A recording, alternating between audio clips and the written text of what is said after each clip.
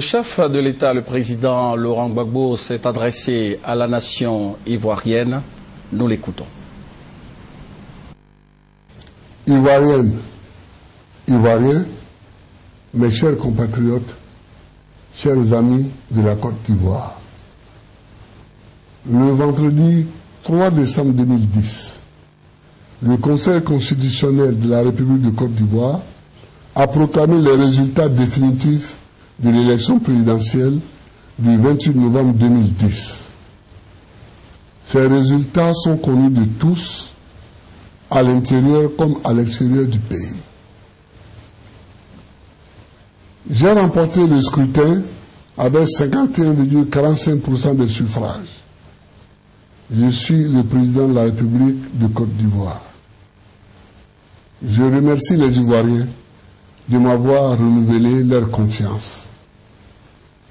Conformément à l'article 39 de la Constitution, j'ai prêté serment devant le Conseil constitutionnel réuni en audience solennelle au palais de la présidence de la République le samedi 4 décembre 2010.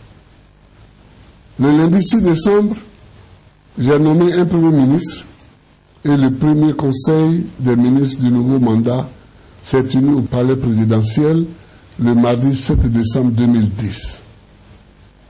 Le pays s'est aussitôt remis complètement au travail. En vigueur durant le scrutin sont levés ou allégés dès le lundi.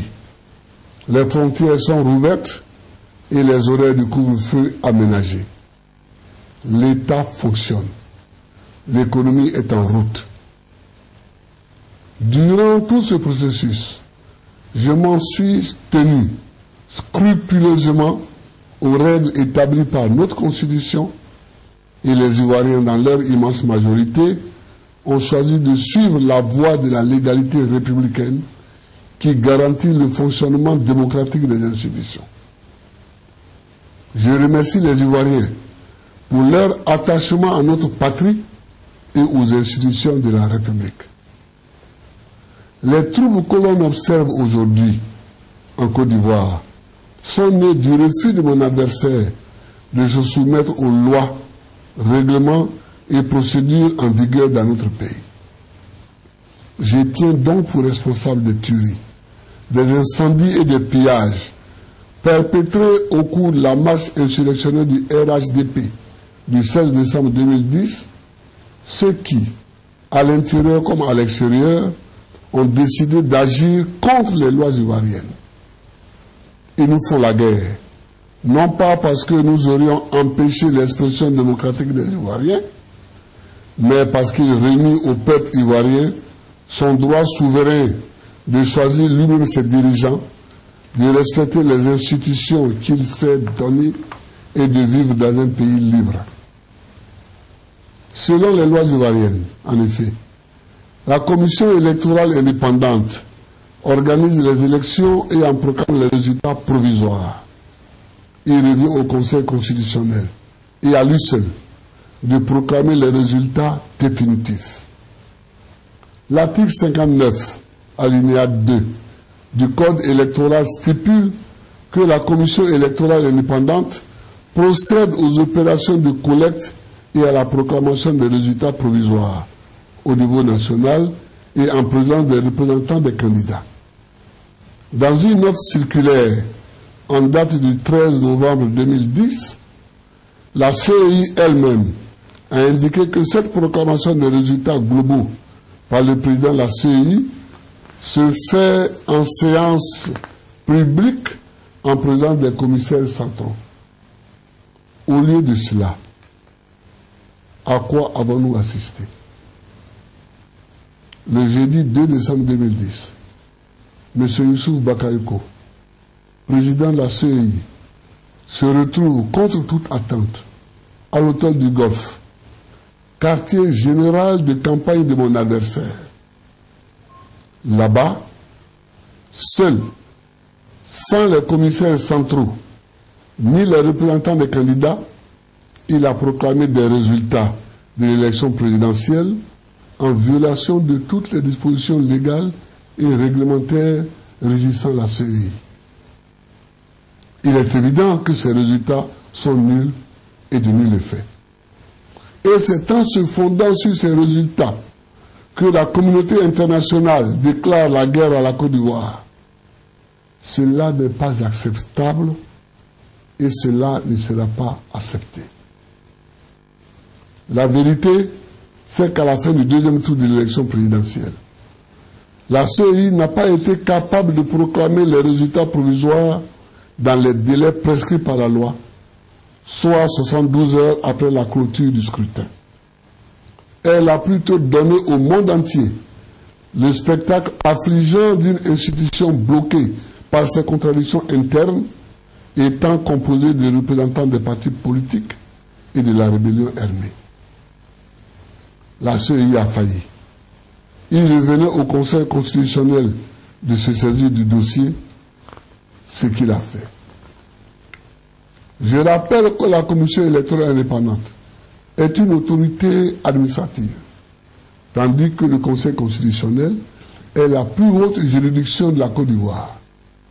Les deux institutions ne sont pas comparables et il est illégitime de les comparer. Leurs décisions sont de nature différente. Elles n'ont pas les mêmes fondements ni la même portée.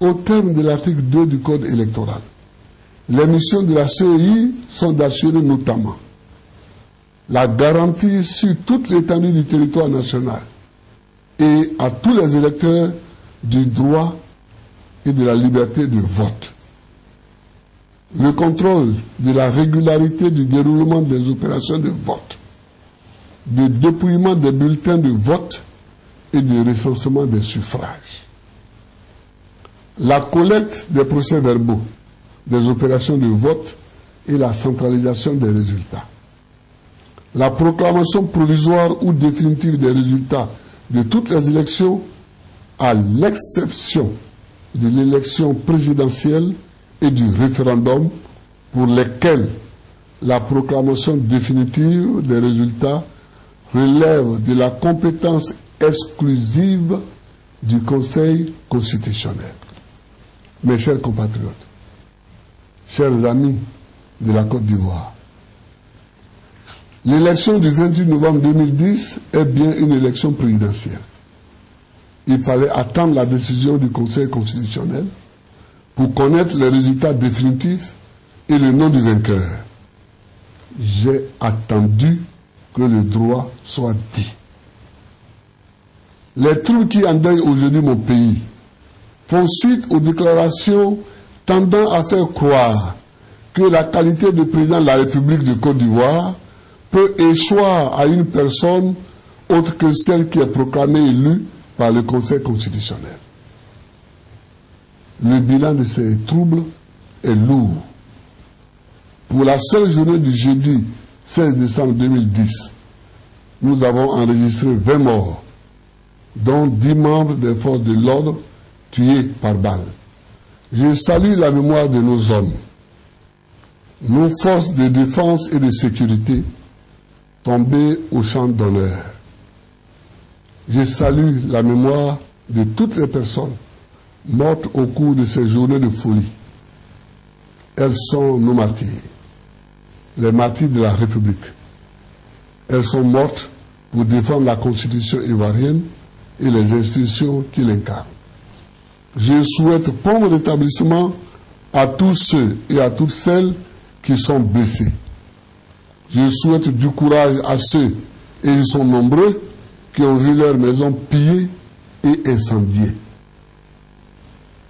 On veut nous terroriser, mais il ne faut pas croire que les légalistes vont le céder à ceux qui ont pris la voie de l'illégalité. Ceux qui respectent la Constitution et donnent leur vie pour la défendre ne vont pas le céder à ceux qui veulent saper les fondements de la République et de la démocratie.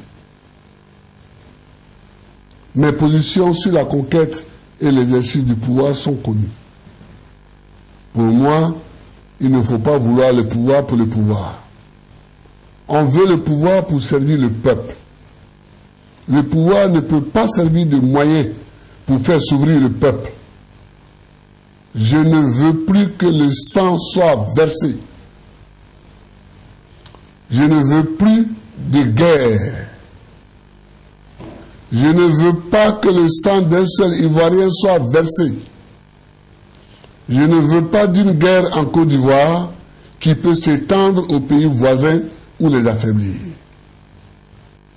Je suis donc prêt, dans le respect de la Constitution, des lois ivoiriennes et des procédures que nous nous sommes librement données, à accueillir un comité d'évaluation sur la crise post-électorale en Côte d'Ivoire.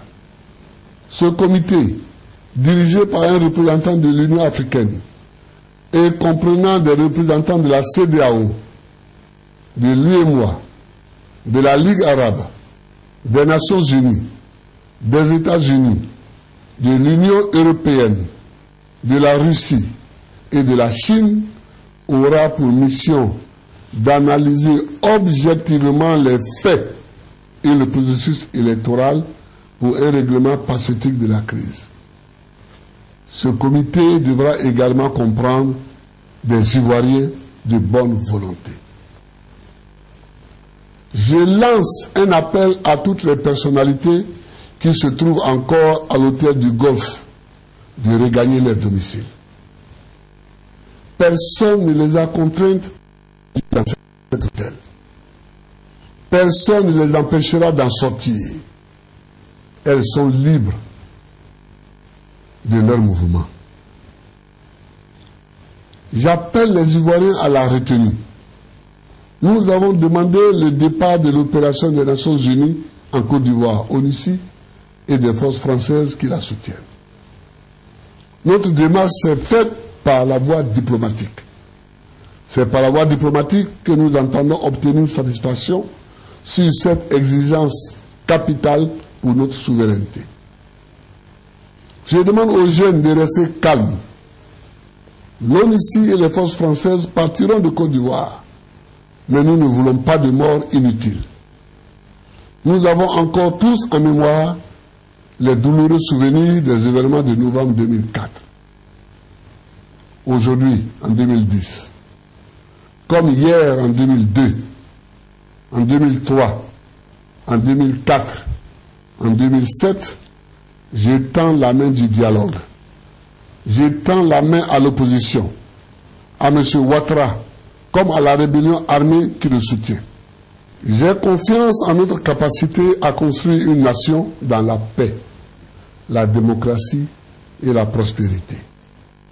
Quittons le chemin de la guerre. Reprenons notre marche vers le progrès dans la paix. Que Dieu bénisse la Côte d'Ivoire. Que Dieu bénisse les Ivoiriens. Que Dieu bénisse l'Afrique. Je vous remercie.